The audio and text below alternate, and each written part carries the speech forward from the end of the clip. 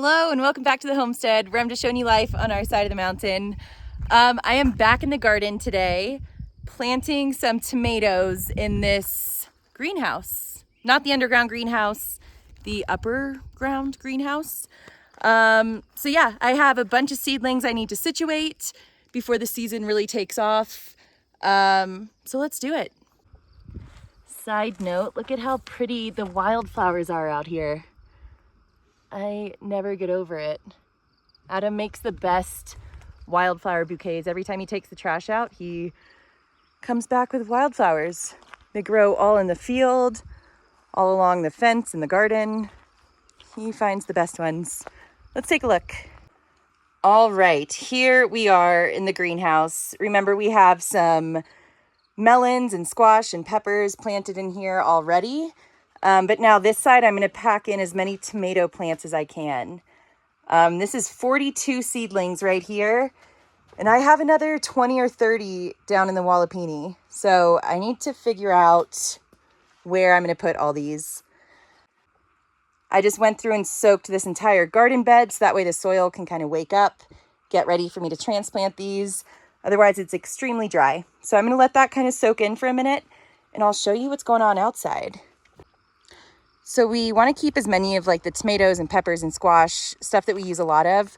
We want to keep those plants in the greenhouse because deer jump over our fence all the time. And they kind of take out a lot of stuff every year.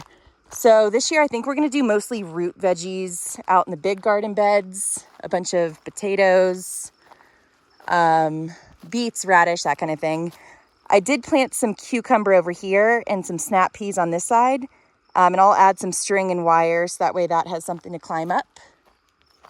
Planted a bunch of flowers like we usually do around our bench. And I planted a bunch of greens, different salad greens down here. Some mustard, some dill, different herbs. But yeah, we have a bunch of space outside, but we're just trying to figure out what makes sense because the deer usually eat a lot of it. So we have this garden bed, this whole one that wraps around, another one on that side. And we have a full garden bed behind the chicken coop. So we got to figure out what we want to do where. I planted more greens and such in this one. But yeah, that's that. Everything's really coming alive out here. Now let's check the walipini. To the walipini. Everything's growing wild. I'm going to go back and trim all these weeds, and we're going to get that set of shelves taken down. And then we'll be able to start planting in the garden beds and getting everything situated, because right now it looks pretty crazy. We've been focused on the chicken coop, but it's time to get some garden stuff done. I've been spreading wildflowers around our garden for years and years, and I highly recommend it because now we have this little daisy patch. I don't think they're actually daisies, but they look like daisies. You can see they're colorful underneath the petals, and then when they open up, they're just white flowers. Like that one's a little purple. There's pinks, all sorts of stuff. But there's your sign to spread wildflower seeds everywhere. Okay, I have this little garden weasel, and now I'm going to just lightly kind of move the dirt around, loosen everything up, so that way it'll be ready to plant in. I'm going to get this whole garden bed ready, and then start figuring out where I want what tomatoes. Like I said, we have 8 different varieties, so I'll probably keep them in little groups based on what kind of tomatoes they are. And then I'll come through and string them up, but gotta get this dirt ready first. All right, the bed is prepped and ready everywhere that the plants aren't sitting. So now I'm gonna start on that end and just see how many I can get in here. And then I'll go from there. So yeah, let's get to it. Okay, so when planting tomatoes, I like to bury the plant a little bit. I'm not gonna just put it this deep in the soil. I'm going to go up to probably here. So that way it gets really well stabilized and it just grows stronger. So I'm going to get this plant transplanted and then fill back in the dirt.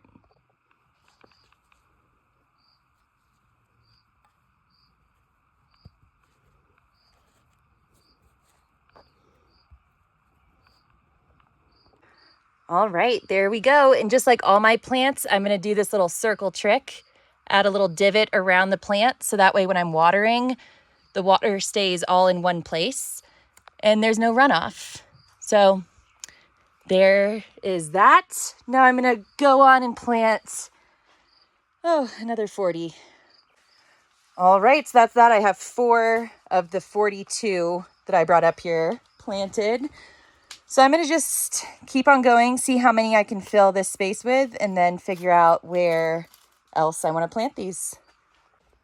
All right, so I fit 19 tomato plants on this side of the greenhouse. And now I'm gonna try to fit a few over here.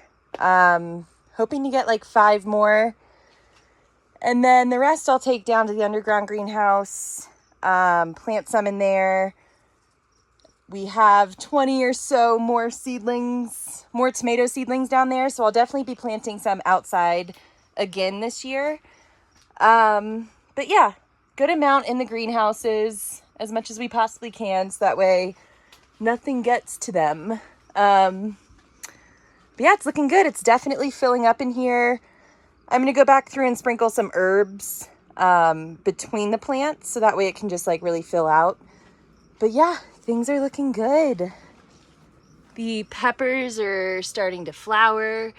Got lots of buds coming in. And I just saw today the squash are starting to flower as well. We've got our first buds on some of these squash. So things are moving. Things are moving along. All right, y'all. And just like that, we have a full greenhouse. I ended up with what, 19, 20, 22, no, 23 tomatoes in here, along with the melons, peppers, and squash. Tomatoes and melons aren't usually planted next to each other because of space, but I am going to string these tomatoes up to the top and just keep trimming them so it's one long, like single stem, and they won't get as bushy, which is fine. And then the melons will grow everywhere. They are free to take up as much space as needed.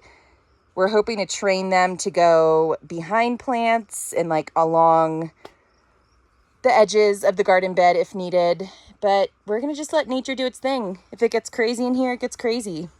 We are not opposed to that. But there we go. The upper greenhouse is basically done. I'm gonna sprinkle some herbs between, and then I will add some wood chips. All right, y'all, that is that. Greenhouse is planted, good to go. Check back in to see how wild it gets in there, because I'm sure it's gonna get pretty crazy. But yeah, thanks for hanging out, and I'll catch you on the next one.